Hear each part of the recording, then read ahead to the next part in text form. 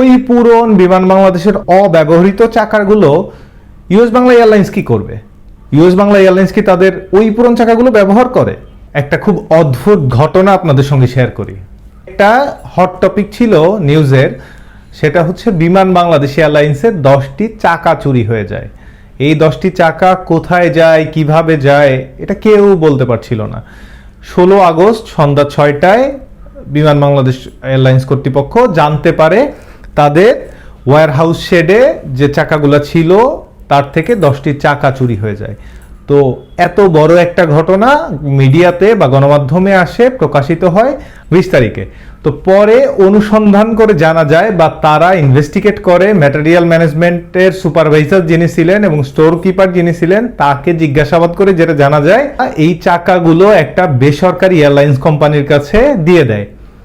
10টি চাকা দিয়ে তারা তাদের থেকে 6টি চাকা নিয়ে আসে। এই 10টি চাকা এত তো খুব ছোট জিনিস না।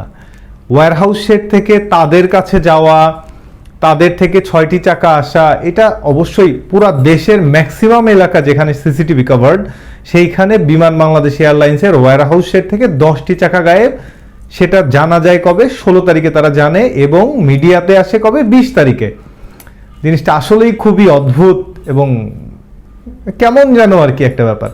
তো এইটা ম্যাটেরিয়াল ম্যানেজমেন্টের যে সুপারভাইজার আছে তিনি স্বীকার করেন এবং তিনি সেই কোন বেসরকারি কোম্পানিকে দিয়েছিলেন, বেসরকারি বিমান এয়ারলাইন্সকে দিয়েছিলেন তাও স্বীকার করেন। এটা 10টি চাকা ইউএস বাংলা এয়ারলাইন্সকে দেয়া হয়।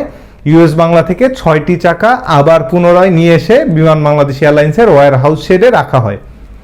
এই ঘটনা যখন পুরোটা জানাজানি হয়ে যায় বা তথ্য অনুসন্ধান করে বের করা পরে, ওই 10টি চাকা আবার বিমান বাংলাদেশ এয়ারলাইন্সের ওয়্যারহাউস শেডে ফিরিয়ে আনা হয়েছে এবং বিমান বাংলাদেশ এয়ারলাইন্সের ওয়্যারহাউসে থাকা সেই 6টি চাকা, যে 6টি চাকা আনা হয় ইউএস বাংলার ওয়্যারহাউস থেকে, ওই 6টি চাকা আবার তাদের ফিরিয়ে দিয়ে আসা হয়।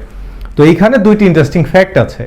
বিমান বাংলাদেশ এয়ারলাইন্সের চাকাগুলো, যে চাকাগুলো চুরি হয় বা হারিয়ে যায়, সেটা হচ্ছে নোজ টায়ার, মানে সামনের চাকা। এই চাকাগুলো তো অব্যবহৃত ছিল। ওয়্যারহাউস শেডে অকশন শেডে ছিল, ওই অকশন শেড থেকে এটা বিক্রি করে দেওয়ার জন্যই রাখা হয়। তো আমার কথা হচ্ছে ওই পুরন বিমান বাংলাদেশের অব্যবহৃত চাকাগুলো ইউএস বাংলা এয়ারলাইন্স কি করবে? ইউএস বাংলা এয়ারলাইন্স কি তাদের ওই পুরন চাকাগুলো ব্যবহার করে? কি একটা অদ্ভুত ব্যাপার, মানে সব একটা গোলমেলে খুব পরিস্থিতির মধ্য দিয়ে যাচ্ছে। যাই হোক, যেহেতু চাকাগুলো উদ্ধার হয়েছে এবং ইউএস বাংলার চাকাগুলো পুনরায় ফেরত দিয়ে আসা হয়েছে, যাই হোক একটা সমাধান তো হয়েই গেছে।